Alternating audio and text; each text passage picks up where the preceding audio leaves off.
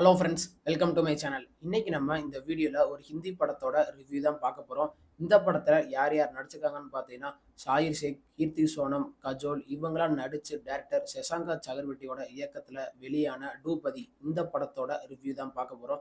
படத்தோட கதையை பத்தி பார்த்தோம்னா, கஜோல் வந்து இந்த படத்துல இன்ஸ்பெக்டரா நடிச்சிருக்காங்க. அப்போ ஒரு நாள் நைட்டு வந்து இவங்களுக்கு ஒரு ஃபோன் வருது. இப்படி ஒரு வீட்ல சண்டை நடக்குது அப்படின்னு. அந்த வீட்டுக்கு நம்ம கஜோல் போறாங்க. போன இடத்துல தான் நம்ம கீர்த்தி சோனம கஜோல் ஃபர்ஸ்ட் டைம் மீட் பண்றாங்க. அவங்களுக்கு வந்து முகத்துல, கையிலலாம் காயமா இருக்கு. அது என்னன்னு கேட்கும்போது அவங்க சொல்லாம மறைச்சிடுறாங்க. கீர்த்தி சோனம் வந்து இந்த படத்துல டபுள் ஆக்ட் பண்ணியிருக்காங்க.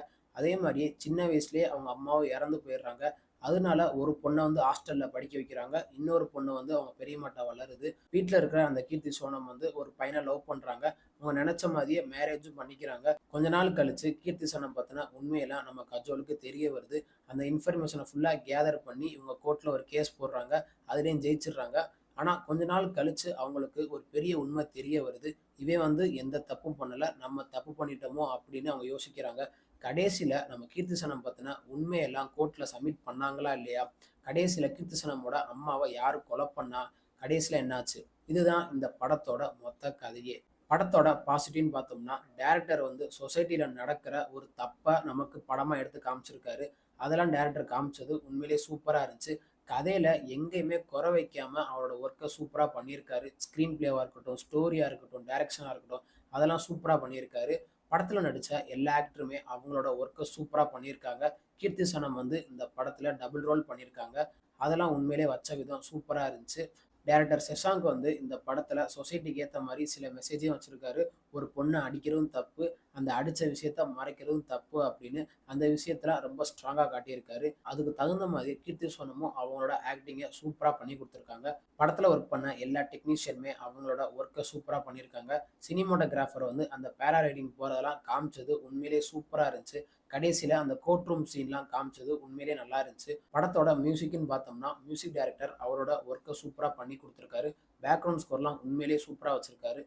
அதுக்கு தகுந்த மாதிரியே டைரக்டரும் அந்த கோர்ட் ரூம் சீனை அந்த பிஜிஎம்மோட காமிச்சது சூப்பரா இருந்துச்சு. படத்துல டைரக்டர் வந்து கஜோல் ரோல ரொம்ப ஸ்ட்ராங்கா காட்டியிருப்பாங்க. ஃபர்ஸ்ட் அந்த ஸ்டேஷன்ல யாருமே வரமாட்டாங்க. ஒரு கேஸ் வந்த உடனே கஜோலோட முழு திறமையும் அந்த கேஸ்ல அவங்க வெளிப்படுத்துவாங்க. அதெல்லாம் டைரக்டர் சூப்பரா காமிச்சிருக்காரு. அதே மாரி அந்த இன்வெஸ்டிகேஷன் பண்ற சீனு, அந்த கோர்ட் ரூம் டிராமா சீனு அதெல்லாம் கஜோல் வந்து சூப்பரா பண்ணி குடுத்துருக்காங்க. அவங்க வாதாடுறதெல்லாம் காமிச்ச விதம் உண்மையிலேயே சூப்பரா இருந்துச்சு.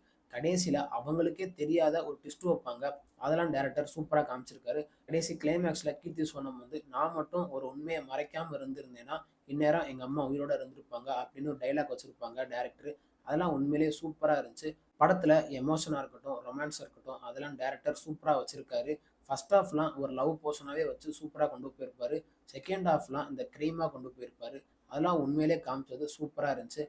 மத்தபடி இந்த படத்துல பெருசா சொல்றதுக்கு ஒண்ணும் இல்ல. படத்தோட நெகட்டிவ்னு பார்த்தோம்னா, தேவையில்லாத பாலிடிக்ஸ் சீன்லாம் டைரக்டர் வச்சிருக்காரு. அதெல்லாம் டைரக்டர் இன்னும் கொஞ்சம் ஃபோக்கஸ் பண்ணி எடுத்திருக்கலாம். மத்தபடி இந்த படத்துல பெருசா சொல்றதுக்கு ஒண்ணும் இல்ல. இந்த படம் ஓடிடி தளமான Netflixல தமிழ் டப்பிங் வெர்ஷனோட அவைலபிளா இருக்கு. தமிழ் டப்பிங் வெர்ஷன்லாம் லிப் சிங்க்கோட பெர்ஃபெக்ட்டா பண்ணியிருக்காங்க. இந்த படத்த தாராளமா ஃபேமிலியோட வீக்கெண்ட்ல பார்த்து என்ஜாய் பண்ணுங்க. இந்த படத்துக்கு நம்ம குடுக்குற ரேட்டிங் பார்த்தீங்கன்னா, 10க்கு 6.5 குடுக்கலாம். இந்த வீடியோ உங்களுக்கு புடிச்சிருந்தா, மறக்காம நம்ம சேனல லைக் பண்ணி, கமெண்ட் பண்ணி, ஷேர் பண்ணுங்க. மறக்காம நம்ம சேனல சப்ஸ்கிரைப் பண்ணி, பக்கத்துல இருக்க பெல் பட்டனையும் கிளிக் பண்ணி விட்டுருங்க. தேங்க் யூ ஃபார் வாட்சிங் திஸ் வீடியோ.